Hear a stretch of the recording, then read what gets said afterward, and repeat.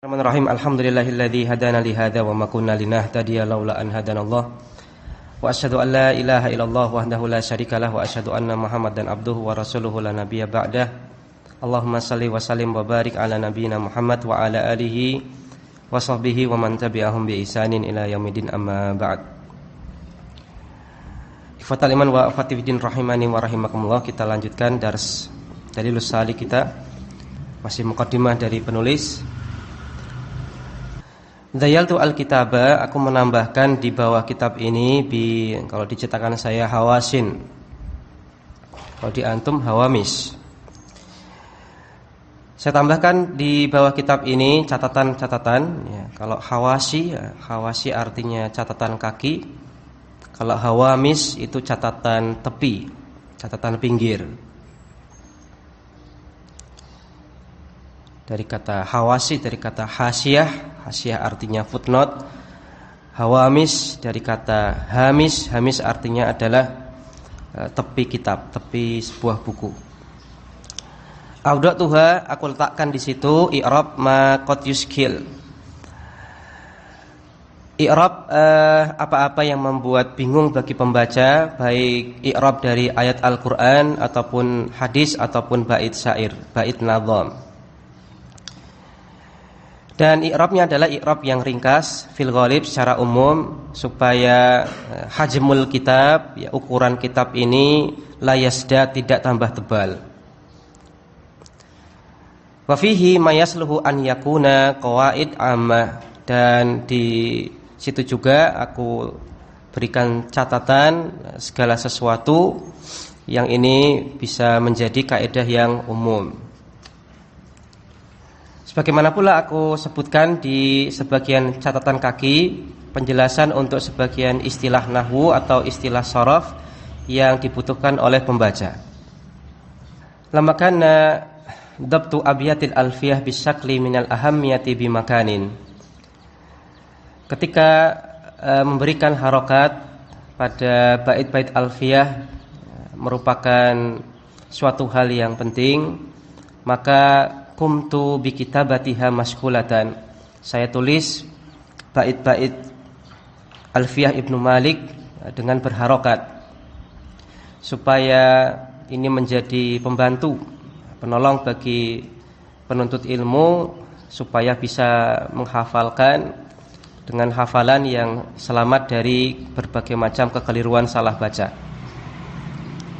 Atas yang ke-9, tidak saya cukupkan hanya memberikan judul untuk bab-bab umum pada kitab Alfiyah, pada syarah Alfiyah ini.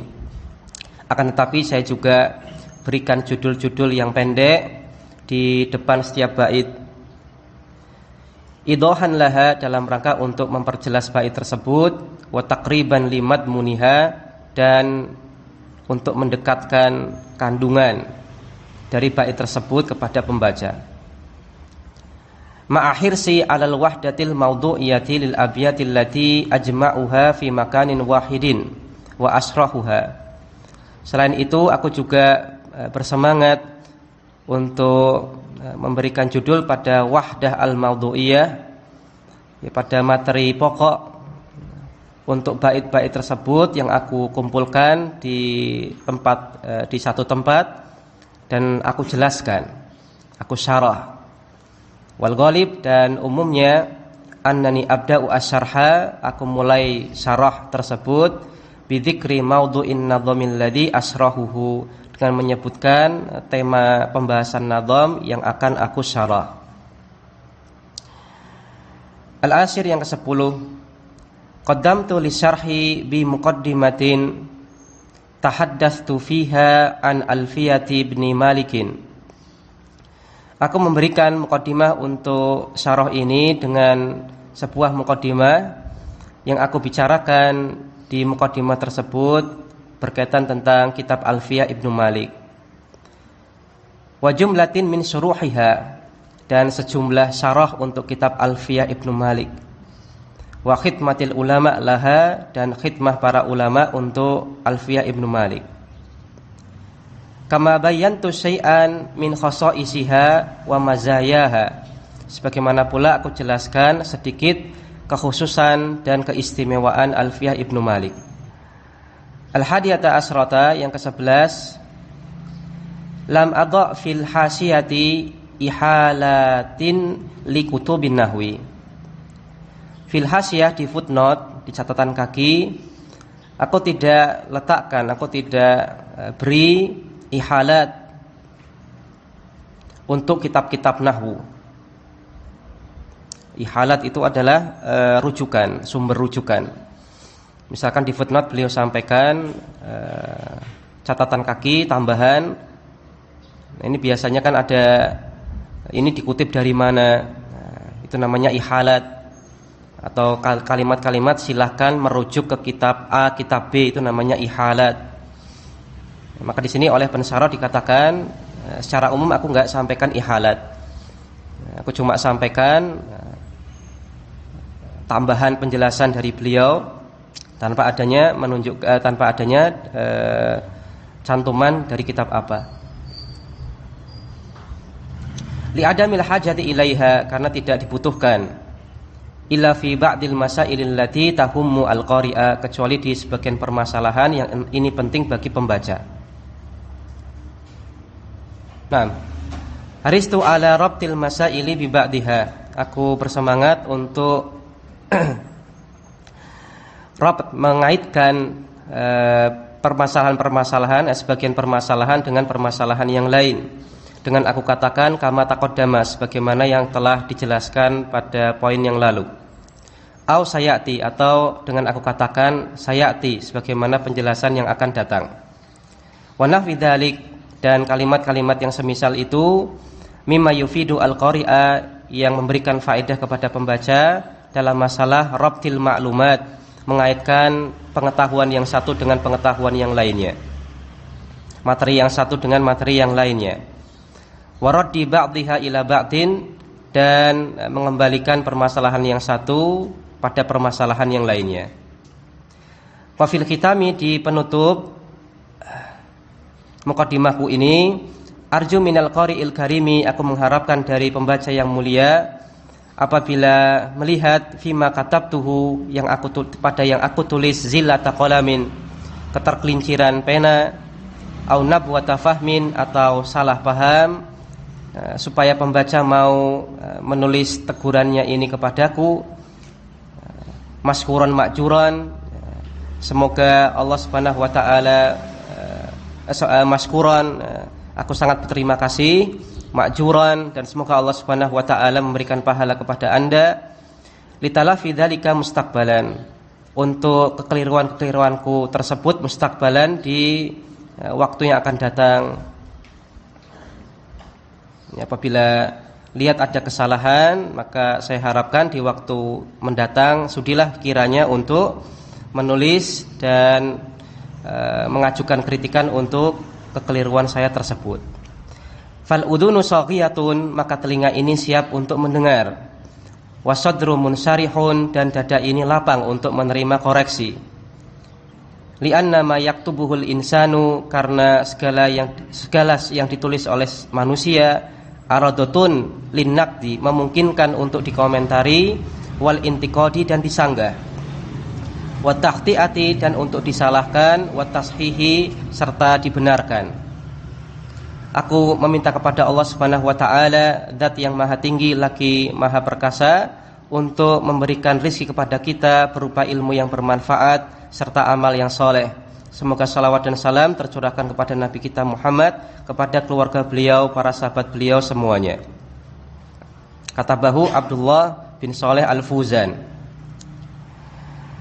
Kita masuk ke gambaran sekilas tentang kitab Alfiyah Ibnu Malik dan keistimewaan kitab Alfiyah Ibnu Malik yang disampaikan oleh pensyarah di sini. Alfiyah Ibnu Malik, kana lisabiqina min ahlil ilmi al-inayah al-kubra.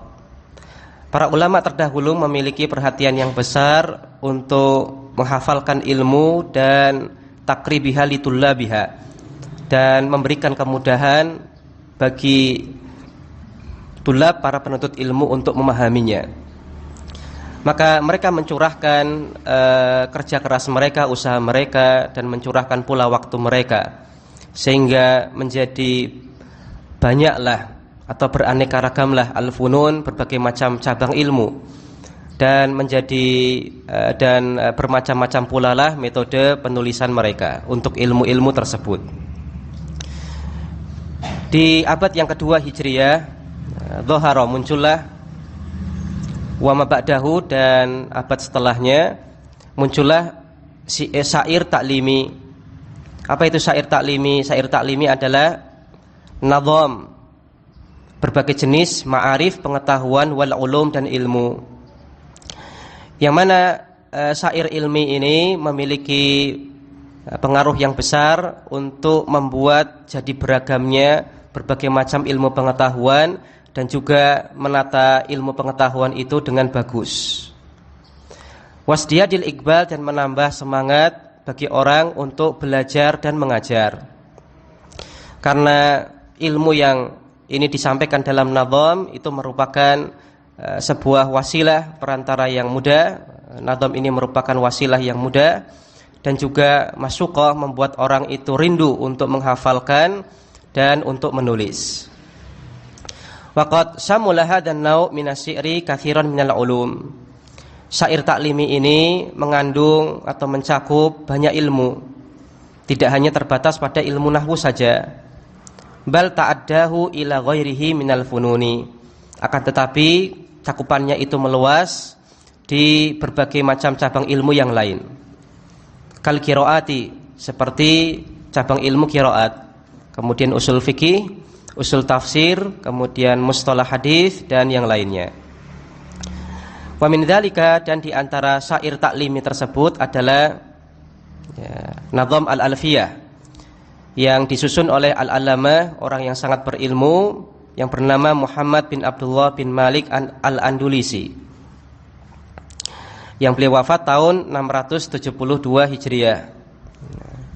Setelah beliau menulis kitab beliau yang lain, yaitu Al-Kafiyah, waqad ikhtasaraha minhu, dan Ibnu Malik menjadikan kitab Alfiyah ini sebagai ringkasan dari kitab beliau Al-Kafiyah. Lihat footnote. Dalla ala dzalika qauluhu fi akhiril Alfiyah. Di akhir bait Alfiyah menunjukkan hal ini pada perkataan Ibnu Malik, ukhsi minal kafiyati al-khulasata. Aku hitung, aku anggap bahwasanya Alfiyah ini merupakan khulasah, ringkasan dari kitabku Al-Kafiyah. Waqad sabaqa Ibnu Malikin fi nadmin nahwi ala hadzal minwali al-alamatu Ibnu Mu'tin. Mendahului Ibnu Malik dalam menulis nadam nahwu ala hadzal minwal dengan metode yang seperti ini.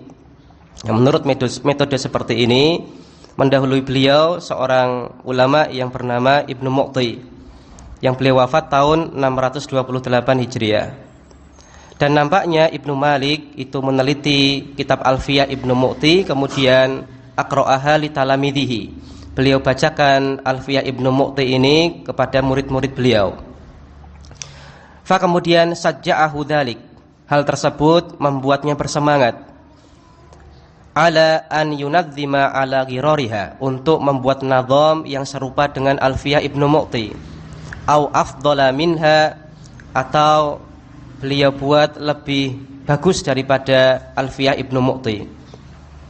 Raghbatan fi khidmatil lughatil arabiyyati, karena beliau ingin memberikan khidmah beliau kepada bahasa Arab.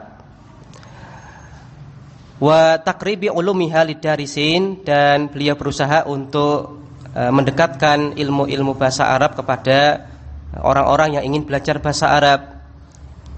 La siyama waqad nadzama qablaha al-kafiyata. Terlebih lagi sebelumnya beliau telah membuat nazam juga, namun nazamnya berjudul Al-Kafiyah.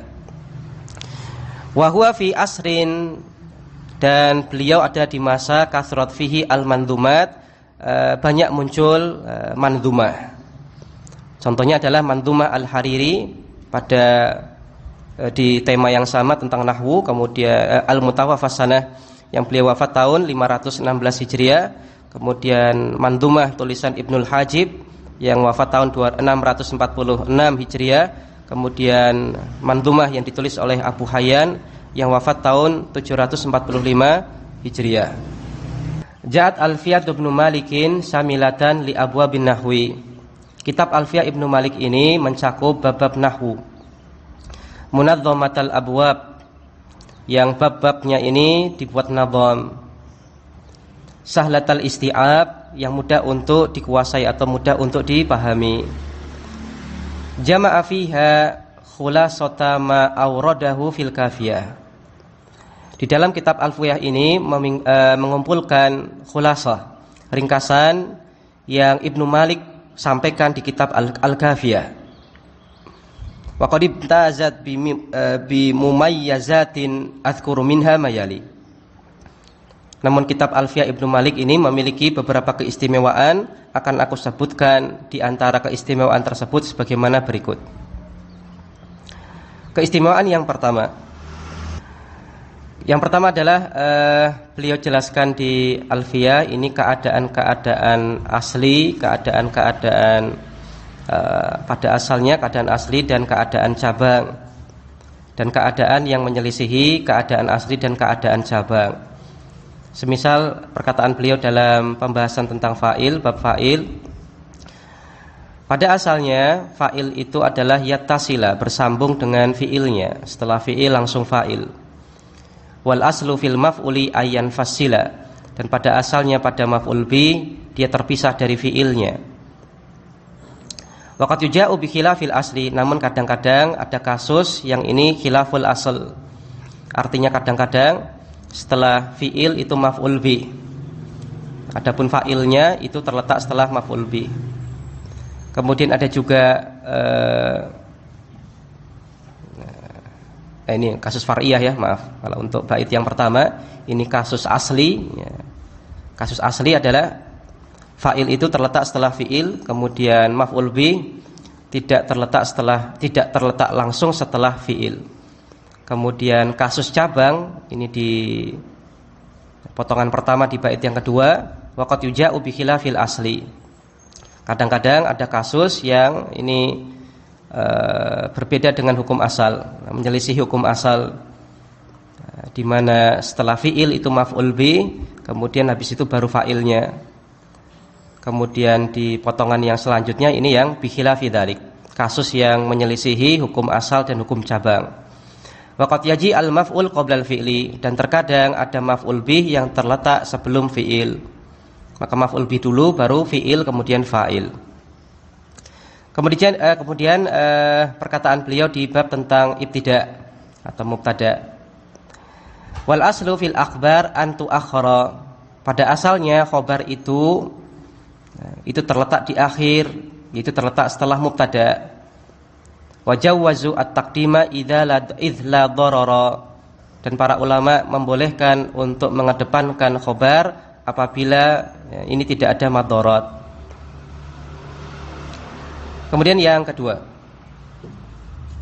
adalah beliau tunjukkan ila ba'dil masail al-i'rabiyah, sebagian permasalahan i'rab allati hiya bi mathabati qaidatin. Nah, yang ini masih di pembicaraan sebuah kaidah. Nah, jadi beliau sampaikan kaidah, kemudian biasanya contoh, habis itu contohnya kemudian di i'rab. Sebagaimana perkataan beliau dalam masalah ibtida, dalam bab ibtida. Mubtadaun Zaidun, kata Zaid ini berkedudukan sebagai mubtada. Wa adirun khobar, dan kata adirun itu berkedudukan sebagai khobar. In kulta, apabila engkau katakan Zaidun adirun mani'tadara, dalam kalimat yang engkau katakan Zaid adirun, memaafkan, mani'tadara, orang yang minta maaf padanya. Maka Zaid di sini mubtada, adirun khobar.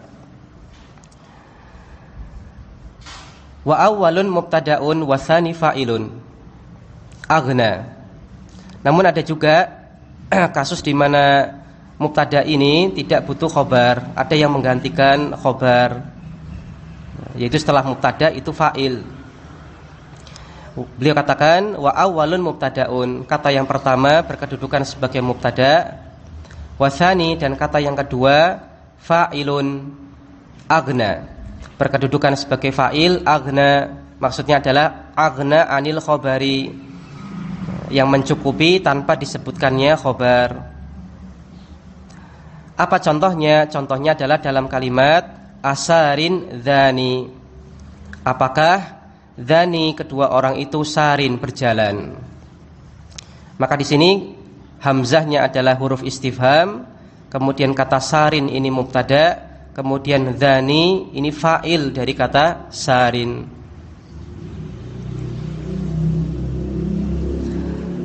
Kemudian dia juga berkata di bab ni'ma dan bi'sa, wa yuzkaru al-makhsusu ba'du mubtada. Berkaitan dengan masalah nikmah dan bi'sa, kalau antum pernah pelajari, maka nikmah dan bi'sa ini termasuk fi'il. Setelah nikmah dan bi'sa itu fa'il. Kemudian ada istilah al-makhsus. Al-makhsus itu adalah kalau bahasa kita itu adalah objek yang kita puji dan objek yang kita cela. Contohnya misalkan ni'mal khuluqu asidku, misalkan ni'mal khuluqu asidku, sebaik-baik akhlak itu adalah kejujuran. Maka di sini nikma itu adalah fi'il, kemudian al-khuluq itu fa'il dari nikma, kemudian asidku dia adalah yang kita katakan sebagai al-makhsus, sesuatu yang kita puji atau sesuatu yang kita cela. Kalau pakai nikmah berarti ya sesuatu yang kita puji, kalau pakai bi'sa ya berarti sesuatu yang kita cela. Nikmah artinya sebaik-baiknya, sebaik-baik, bi'sa artinya adalah sejelek-jelek. Nah, berkaitan dengan masalah apa i'rab dari kata dari makhsus. Makhsusnya ini mau kita i'rab sebagai apa? Maka Ibnu Malik mengatakan wa yuzkaru al-makhsusu ba'du. Dan al-makhsus ini yuzkar disebutkan, ba'du setelahnya. Maksudnya adalah setelah fa'il dari nikmah atau bi'sa. Nah, dibaca ba'du ini mabni atas dhammah, aslinya adalah ba'da fa'il. Wa yuzkaru al-makhsusu ba'da fa'ilin. Maksudnya ini disebutkan setelah fa'il dari nikmah atau fa'il dari bi'sa. Apa i'rab dari al-makhsus tersebut? Pilihan yang pertama, mubtada, kita dudukkan sebagai mubtada. Maka contoh dalam tadi yang kita berikan, misalkan ni'mal khuluqu asidku, sebaik-baik akhlak itu adalah kejujuran. Maka asidku di sini kita dudukkan sebagai mubtada.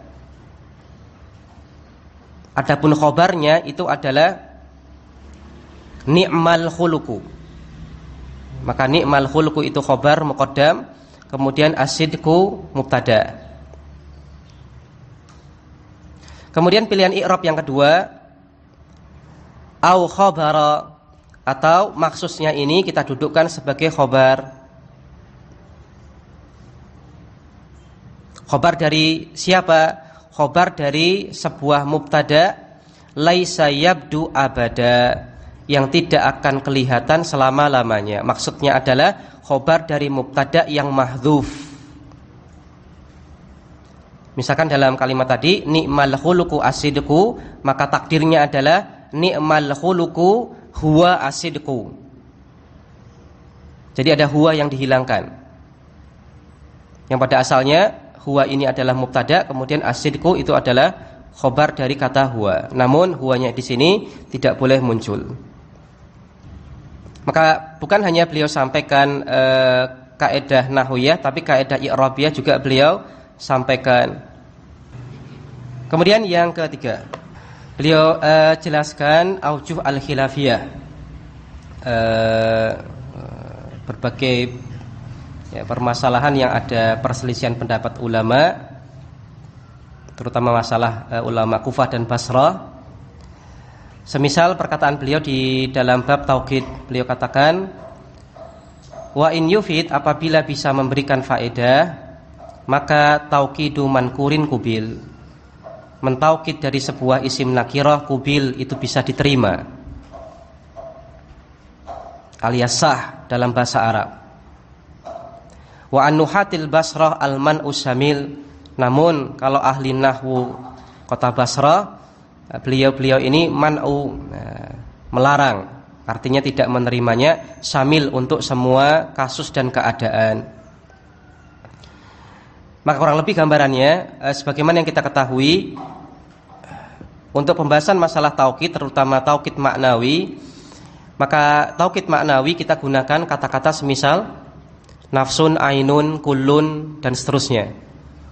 Dan syarat kata-kata ini dia menjadi tauhid adalah diidhofahkan ke dhamir. Misalkan kulluhum, nafsuhu, maka dia diidhofahkan ke dhamir. Dan dhamir itu ma'rifah. Dhamir ma'rifah. Dan sebuah yang ma'rifah itu harus merujuk ke ma'rifah yang lain. Misalkan ja'al qaumu kulluhum, ja'al qaumu kulluhum, telah datang kaum itu semuanya. Maka siapakah hum yang dimaksudkan di sini? Al-qaum. Maka humnya ini ma'rifah, al-qaum juga ma'rifah. Maka dengan kata lain, taukid maknawi ini pada asalnya hanya untuk mentaukid isim ma'rifah. Nah, permasalahannya, boleh enggak kita taukid dengan taukid maknawi sebuah isim nakirah, boleh tidak? Maka sebagian ulama mengatakan boleh, tapi dengan syarat. Di antara syaratnya adalah memberikan faedah. Apa maksud memberikan faedah? Di antara maksudnya adalah kata-kata atau isim-isim yang nakirah itu adalah nakirah yang terbatas, jelas batasannya. Misalkan kata syahrun. Syahrun artinya 1 bulan. Terbatas tidak? Terbatas. Hanya terdiri dari 29 hari atau 30 hari. Ada batasannya. Dia nakirah tapi ada batasannya. Misalkan saya bilang qadaitu syahran kullahu. Qadaitu syahran kullahu. Saya habiskan sebulan penuh. Saya habiskan sebulan penuh. Maka ini menurut sebagian ulama nahwu ini boleh. Kenapa? Karena nakirahnya ini bukan nakirah murni tapi ada batasannya.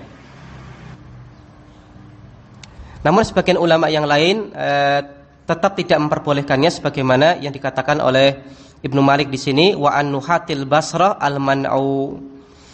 Namun para ulama Basrah, Basriyin itu melarang, syamil untuk semua keadaan. Baik itu nakirahnya betul-betul nakirah atau nakirahnya itu ada batasannya dengan bilangan tertentu. Semuanya enggak boleh. Kemudian juga beliau katakan di bab tentang tanazu'. Tanazu' itu adalah ini ada 2 amil, kemudian ada 1 ma'mul. Ini amil mana yang bakalan berefek ke ma'mulnya ini yang mana? Itu tanazu'. Beliau katakan, in amilani, apabila ada 2 amil, iktadoya fismin amal qablu. Iktadoya keduanya menuntut fismin pada sebuah isim amal untuk beramal, qablu yang kedua amil tersebut terletak sebelum isim. Jadi ini ada 2 amil, kemudian setelah itu ada isim. Yang mana isim ini adalah ma'mul dari isim ini memungkinkan untuk kita jadikan ma'mul dari kedua amil tersebut. Maka manakah amil yang lebih kita kedepankan untuk beramal? Maka beliau katakan, falil wahidi minhuma al amal. Maka salah satu dari kedua amil itu sajalah yang bisa beramal. Jadi nggak bisa keduanya, salah satu saja. Kalau salah satu saja berarti amil yang mana? Beliau katakan di bait yang kedua, wathani aula inda ahlil Basrah. Amil yang kedua itu lebih layak beramal menurut ulama Basrah. Waqtaro aksan ghairuhum dha asra. Dan ghairuhum dha asra, selain ulama Basrah yang mereka ini dha asra, yang memiliki kelompok yang kuat, yaitu ulama Kufah, ikhtaro aksan, memilih pendapat yang berkebalikan.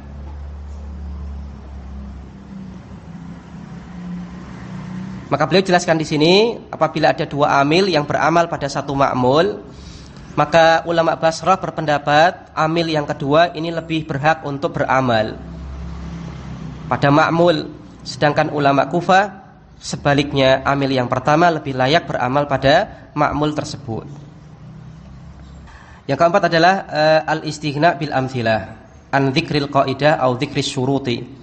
Mencukupkan diri dengan menyebutkan contoh-contoh daripada menyebutkan kaidah atau menyebutkan syarat.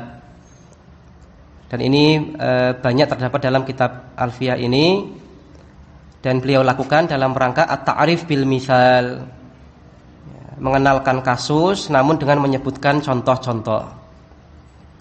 Wa min dzalika, dan di antara hal tersebut adalah perkataan Ibnu Malik di bab ibtida.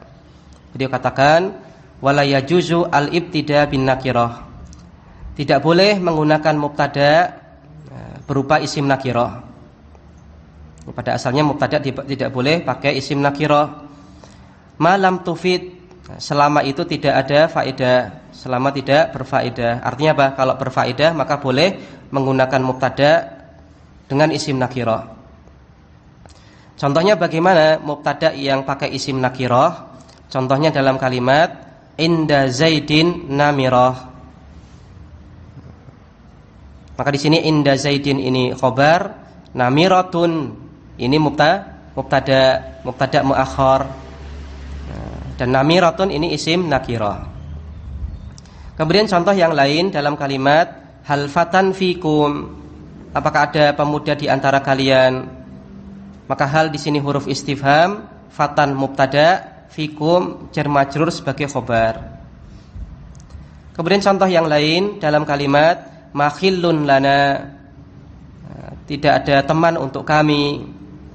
Maka ma-nya di sini adalah huruf nafi, kemudian khillun itu adalah mubtada, kemudian lana khobar. Kemudian contoh yang lain, rajulun minal kirami indana, ada seorang laki-laki yang mulia indana, di sisi kami. Maka rajulun ini adalah mubtada, minal kiram jar majrur, indana khobar.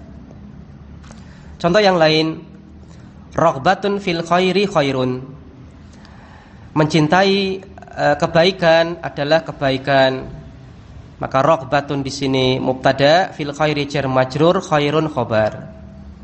Contoh yang lain, amalu birrin yazinu, perbuatan baik itu bisa menghiasi. Maka amal di sini adalah mubtada, birrin mudhaf ilaih, yazinu khobar. Maka setelah beliau sampaikan hukum asal bahwasanya mubtada itu tidak boleh isim nakirah selama ini tidak bisa menimbulkan faedah. Nanti kita sampaikan di bab mubtada apa yang dimaksud dengan tidak bisa menimbulkan faedah. Namun apabila bisa menimbulkan faedah, maka boleh kita gunakan isim nakirah yang kita dudukkan sebagai mubtada. Kemudian beliau sampaikan contoh-contohnya. Yang contoh-contoh ini nanti kita simpulkan menjadi kaidah sebagaimana yang antum ketahui. Kalau antum belajar kitab Mulakhos, maka sebuah mubtada itu bisa berupa isim nakirah. Di antara syaratnya adalah yang pertama apabila didahului oleh huruf istifham atau huruf nafi.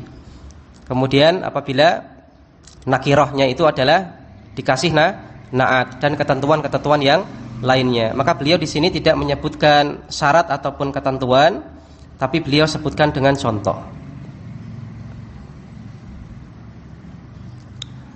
Kemudian yang kelima adalah i'ta'ul ahkam al-mudhadah li ba'dil masail. Beliau sampaikan hukum-hukum yang berkebalikan untuk sebagian permasalahan. Sebagaimana perkataan beliau dalam bab af'alul muqarabah, yang mana af'alul muqarabah ini adalah di antara akhwatu kana. Ya, af'alul muqarabah adalah fiil-fiil yang menunjukkan arti dekat atau hampir. Beliau katakan wa kaunuhu biduni an ba'da asa nazrun.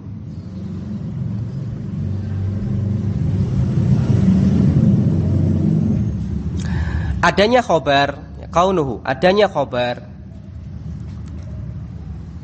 biduni an, tanpa kataan, ba'da asa, setelah kata asa, nazrun, ini jarang.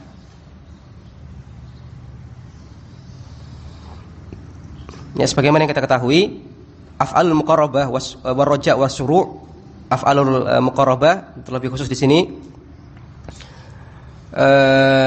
khobarnya di antara keterangan yang pernah kita dapatkan terutama di mulakhas, khobar untuk af'alul muqarabah ini berupa jumlah fi'liyah dan didahului oleh an.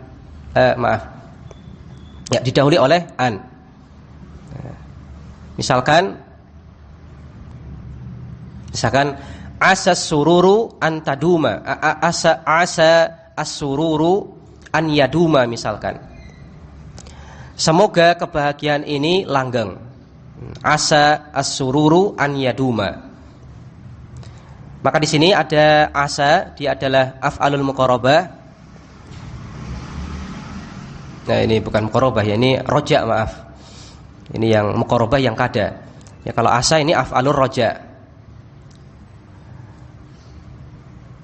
Maka untuk af'alur roja, maka ini khobarnya seringnya ditambahi an. Asas sururu an yaduma. Ya, semoga kebahagiaan itu langgeng.